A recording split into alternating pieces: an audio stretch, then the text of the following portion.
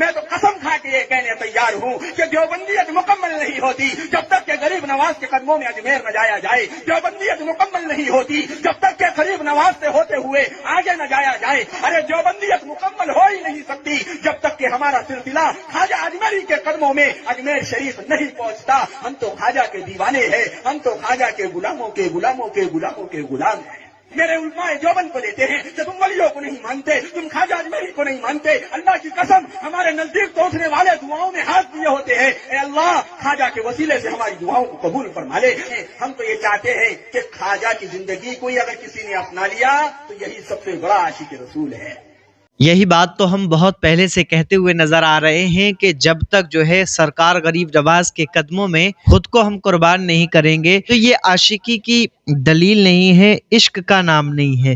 عشق اور محبت کہتے ہیں کہ اللہ کے ولیوں سے محبت کرنا، اللہ کے جو نیک بندے ہیں ان سے محبت کرنا۔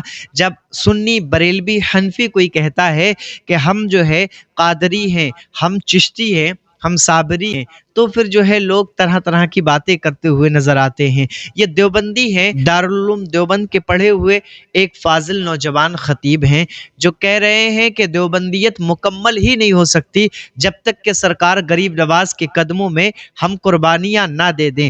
دیوبندیت کو مکمل ہونے کے لیے بارگاہ غریب نواز میں جانا پڑے گا، سرکار غریب نواز کے قدموں میں قربان ہونا پڑے گا۔ ہم کہتے ہیں کہ سرکار غریب نواز کی بارگاہ سے جڑنے والا ہی سچا عاشق رسول ہے، سچا عاشق رسول ہوتا ہے۔ سوچ رہے ہیں میں تقریر کر رہا ہوں، اور تھوڑا سا جوش آ گیا، سن لیں۔ میں بتانے کی کوشش کر رہا ہوں، سنی بریلوی بھی یہی کہتے ہیں، ہم خواجہ کو تو مانتے ہیں، غوث اعظم کو تو مانتے ہیں، صابر پاک کو تو مانتے ہیں، بارث پاک کو تو مانتے ہیں، محدث دہلوی کو تو مانتے ہیں، شاہ عبدالعزیز دہلوی کو تو مانتے ہیں، شاہ ولی اللہ کو تو مانتے ہیں، اور شمس الدین ترک پانی پتی کو تو مانتے ہیں۔ ہم دنیا کے تمام جتنی بھی اللہ کے مقدس بندے اور اللہ کے ولی گزرے ہیں، ہم تمام کو مانتے ہیں، لیکن ان کو ولی ہی مانتے ہیں، ان کو اللہ کا دوست ہی مانتے ہیں۔ ہم خواجہ کی بارگاہ میں جانے کے بعد میں خواجہ کی بارگاہ میں خواجہ سے نہیں مانگتے، بلکہ خواجہ کا وسیلہ دے کر کے رب سے مانگا کرتے ہیں۔ یہ سنیوں کی پہچان ہے، کیونکہ اگر خواجہ سے بھی ہم مانگیں گے نا تو سرکار غریب نواز اللہ نے عطا کیا ہے، اگر وہ کچھ دیں گے وہ بھی اللہ کے عطا کیے ہوئے میں سے دیں گے نا، اللہ نے جو عطا کیا ہے وہ دیں گے۔